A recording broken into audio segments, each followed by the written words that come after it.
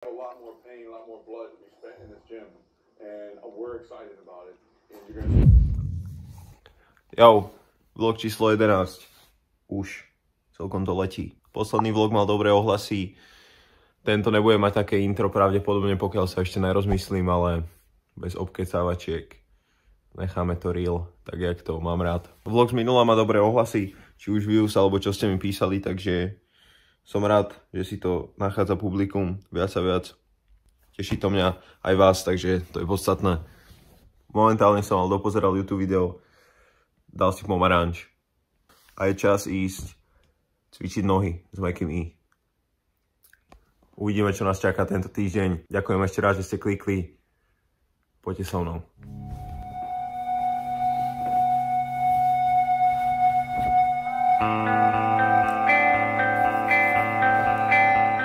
Spravím asi playlist a dám ho sem niekde. Link bude v popisku.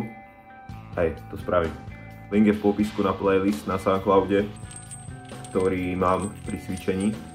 A priznávam, že keď počúvaš stále to isté, tak mám pocit, že už mi to potom tak zapadlo, že som ani nemal takú motiváciu, ale keď máš nové tracky a novú hudbu, ktorá ti hrá pri cvičení, tak mám pocit, že mám väčšiu silu. Ale možno to som iba ja.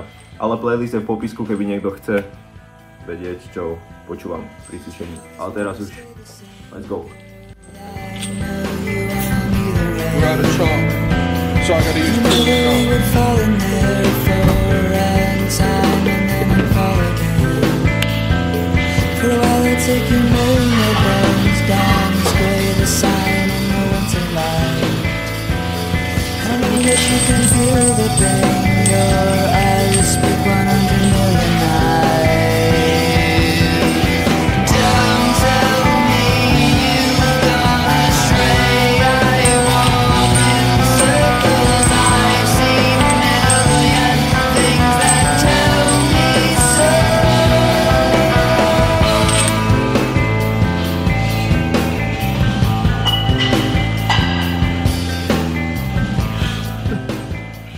Posledný týždeň alebo dva som začal chodiť sám cvičiť. Väčšinou sme chodili s chalami, že viacerí, ale som začal chodiť sám a zistil som, že ma to baví asi viac. Že som sám, na slúchatka s hudbou, cítim sa viac tak odhodlanie do toho. Neviem, či som to vysvetlil správne, ale snáď som to vysvetlil dobre. Poučenie z tohto všetkého je to, že nikdy nehovor nikdy. Lebo ja som hovoril, že nikdy by som asi nešiel cvičiť sám, alebo som si to nevedel nikdy predstaviť. Teraz cvičím sám a je to oveľa lepšie. Ne, že by to bol hrdný spičín, že chodím cvičiť sám, ale iba taká vsúka.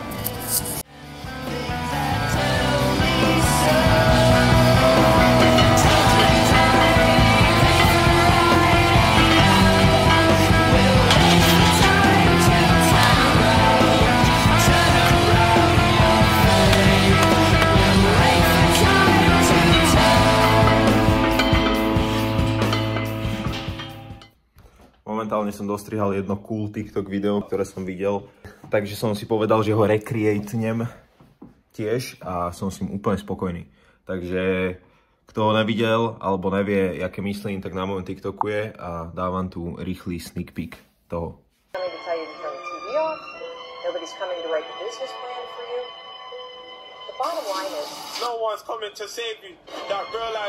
Ale ďalší plán na dneska je taký, že pôjdem si kúpiť statív. Takže level upneme trochu tieto vlogy. Chcem mať iné uhly a statické zábery viac. A už mám všetky ohrané z tohto bytu, zo všetkých lokácií, kde chodím. Takže som si povedal, že je čas na statív. Pôjdem to čeknúť, neviem, či si nejaký kúpim. Pokiaľ tam bude, tak si ho kúpim, ale to až neskôr večer.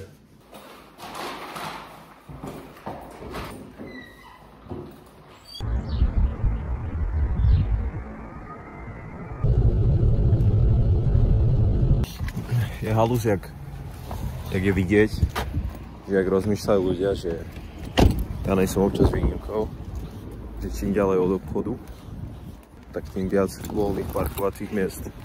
Všetci chcú byť čo najbližšie, ale nezazlievam im to, ja som občas taký istý. Ok, ale idem si nakúpiť a vidíme sa až doma.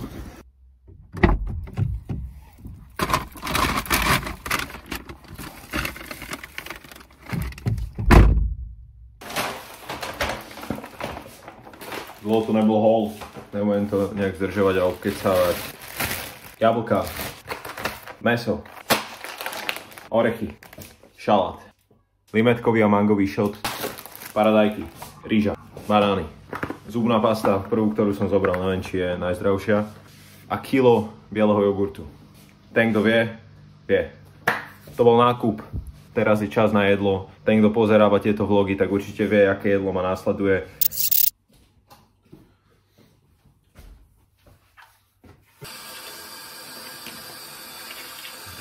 Práve som dostreamoval kukus, vlasy mám jak pán. Každý livestream ma baví asi trochu viac. Dneska to bolo také, že sa ľudia menej pýtali a viac som sa musel angažovať ja, ale o tom to je asi.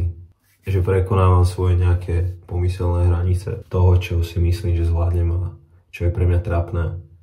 A zistil som, že časom to pre mňa vôbec nie je trápne. Dokonca mi tam niekto dneska písal, že obdivuje to, jak sa nehambím.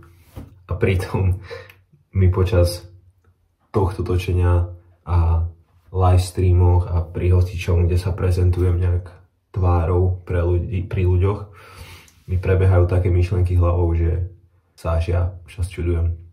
Takže to je zvláštne, že občas na internete vidíš niekoho, ktorý sa ti môže javiť, že je sebavedomý, má veľa vecí usporiadaných a pritom vôbec. Ale myslím si, že to je dobrá vec asi. Že ten človek možno sa hovorí fake it till you make it, ale až tak na to moc neverím. Skôr si myslím, že keď chceš niečo dosiahnuť, tak musíš si osvojiť tie vlastnosti, ktoré potrebuješ na to, aby si to dosiahol. Čiže keď chceš byť content creator, tak sa budeš hanbiť, ale nemôžeš to dávať najavo. Zdravíme vás. Nachádzame sa v Bratislave with my mans za kamerou Trashback Face. A ideme čeknúť nejaké obchody. Počkaj, bracho. Čekneme nejaké obchody. Kúpil by som si maču, ešte nejsom si istý, ale... A tak ďalej. Uvidíme, čo sa dneska vyskytne. Budeme robiť hudbu, pravdepodobne. To je všetko. Let's go.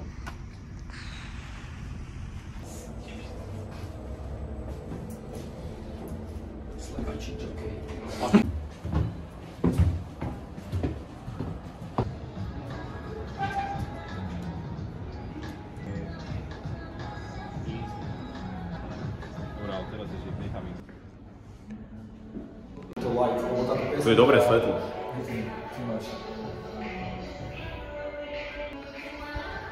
Dobré track tu hrajú. Že proste keď som najviac sám sebou a niekto si to nejde, tak nie, že mám sa zmeniť, aby som sa mu ľúbil, ale proste on si ma nezaslúži v živote. Ale okay. Treba byť... Tak ale podľa mňa to má hranice nejaké, vieš? Určite áno. Ale akože jasne, niekedy príde, že ale tak to není... childish, alebo taký, že akýby inner child sa viac ukáže a ono. Vieš, ale ja to nemám, že napríklad s druhými ľuďmi, počkaj. Ale že možno to je tým, že som nastavený, že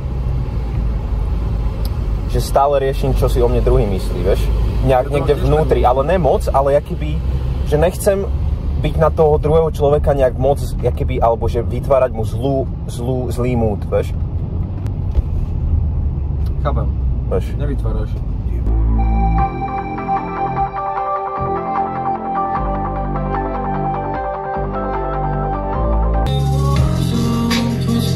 Kids